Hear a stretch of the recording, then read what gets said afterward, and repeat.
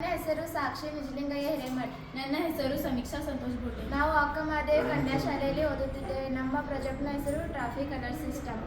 ಈ ಪ್ರಾಜೆಕ್ಟ್ ನಮಗೆ ಏನು ತಿಳಿಸ್ಕೊಡುತ್ತೆ ಅಂದರೆ, ನೀವು ಯಾವ ರೂಟ್ನಲ್ಲಿ ಹೋಗೋರಿದ್ದೀರೋ ಆ ರೂಟ್ನಲ್ಲಿ ಜಾಸ್ತಿ ಟ್ರಾಫಿಕ್ ಇದ್ದರೆ ಬ್ಲೂ LED ಆನ್ ಆಗುತ್ತೆ, ಜಾಸ್ತಿ ಟ್ರಾಫಿಕ್ ಇಲ್ಲ ಅಂದರೆ ಬ್ಲೂ LED ಆನ್ ಆಗೋದಿಲ್ಲ. ಇದರಿಂದ ನಾವು ಬೇರೆ ರೋಡ್ನಿಂದ ಸುಲಭವಾಗಿ ಹೋಗ್ಬೋದು.